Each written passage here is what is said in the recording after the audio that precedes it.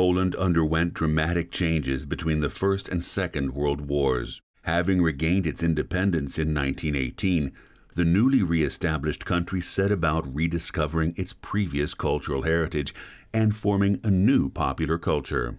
Released from the shackles of suppression by their three partitioners, Poland became transformed.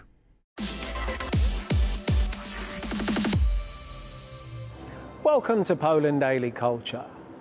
In today's episode, we're here at the Warsaw Uprising Museum. It's not widely known that Polish music, literature, cinema and nightlife scene were thriving between the First and Second World War. So join us as we take you on a journey through that period with the people who knew it best. I'm here with Mr. Artur Górniewski. Mr. Górniewski, welcome to Poland Daily Culture. Thank you very much for your invitation.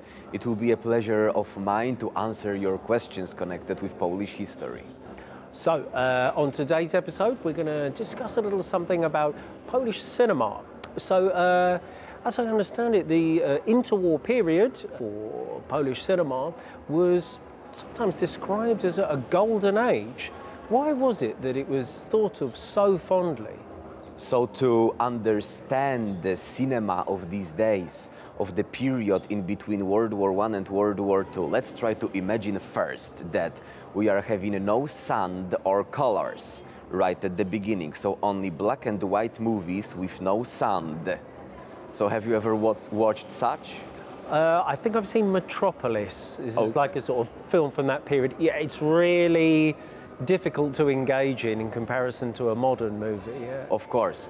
So we are having differences in European on words cinema industry of that period of time.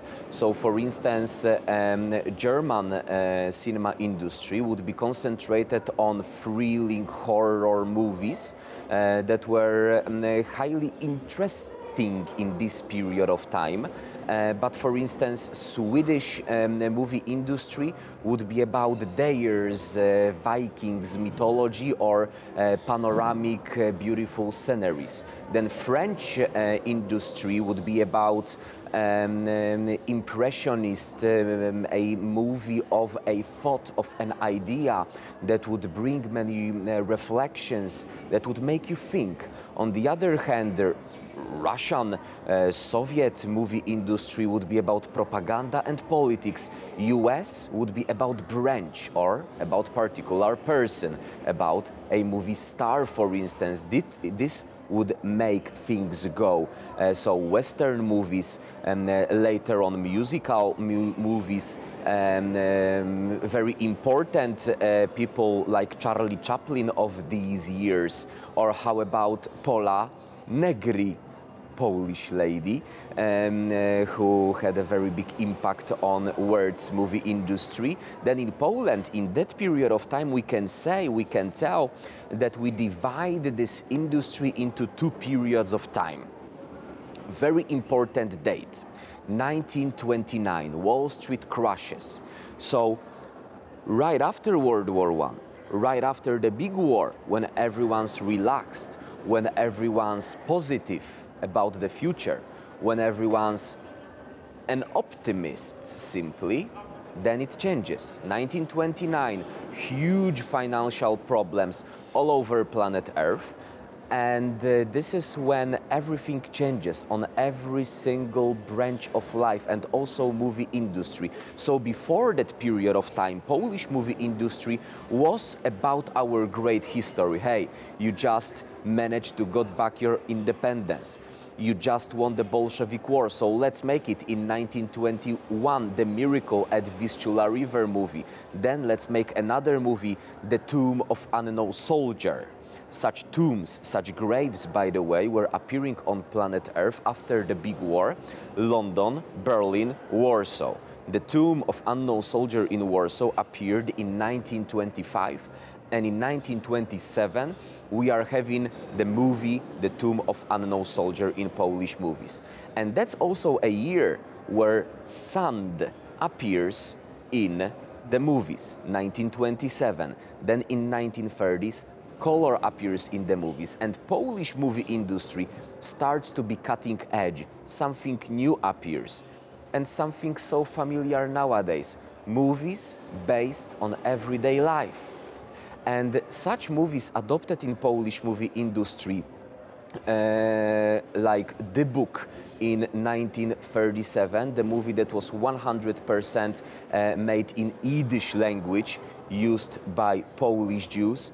And then we are having another movie, Ladies from Nowolipki Street, which is only about everyday life, provided by Józef Leitas. That gentleman emigrated to the US, and he was involved in many TV shows in Hollywood after World War II. Warner Bros.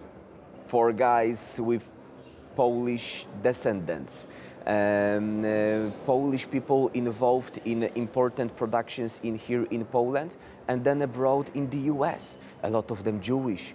And this is why we can say that Polish movie industry had a very big impact on world's movie industry of that period of time.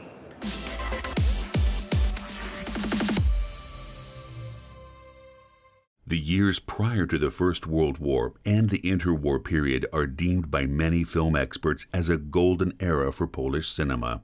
During the First World War, movie luminaries such as Pola Negri and creator of Poland's first animation film, Felix Kuczkowski, made their marks on the scene. However, the economic depression of the 1920s nearly wiped out the movie industry altogether.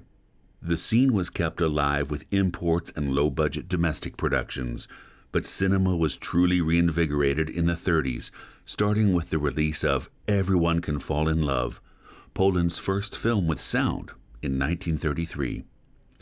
The production of comedies, melodramas, historical avant-garde and Yiddish films throughout the decade drove the industry on to greater strength.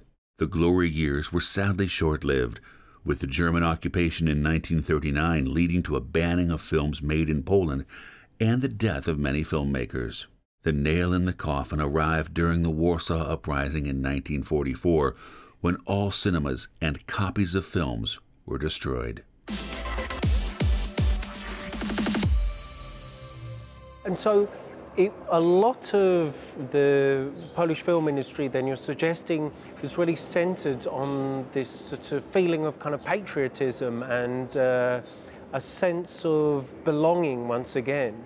Would you say that was the kind of embodiment? This is what characterized Polish cinema during this time? Right after World War I, right after the big war, yes.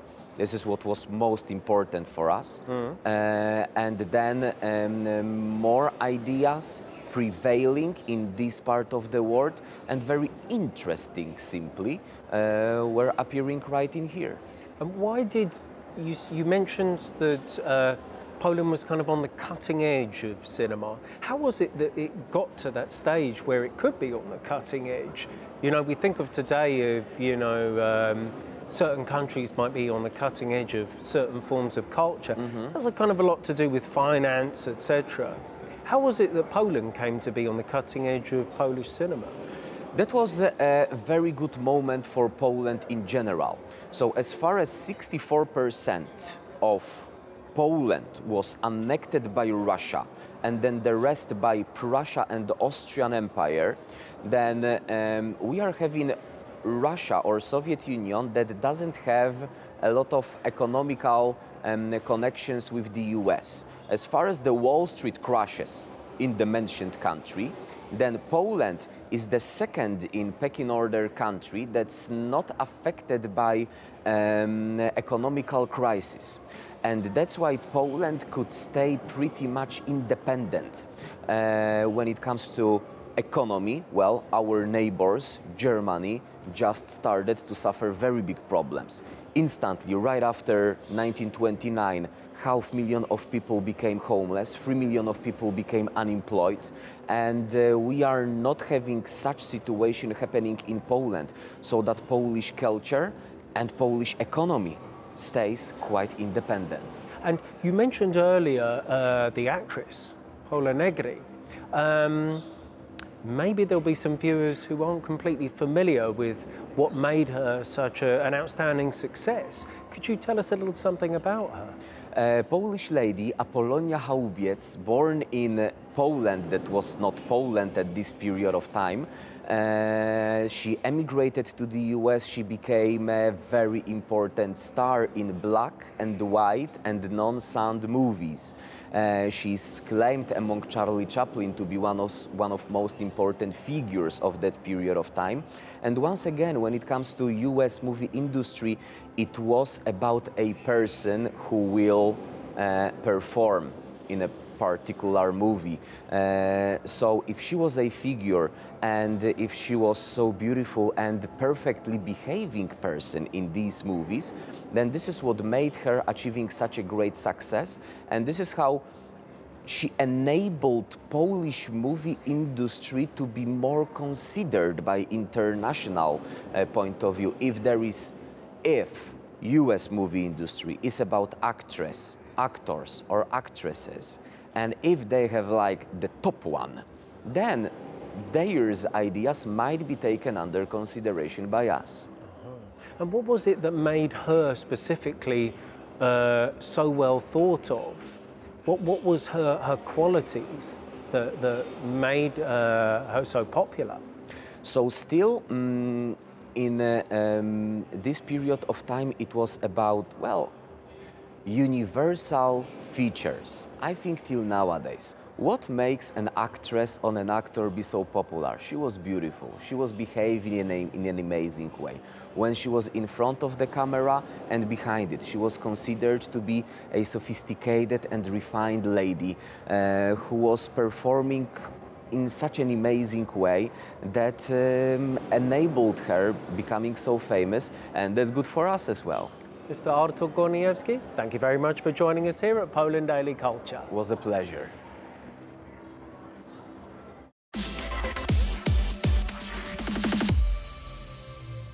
Thank you very much for joining us here at Poland Daily Culture at the Warsaw Uprising Museum. Join us again tomorrow as we take another fascinating journey through Polish culture.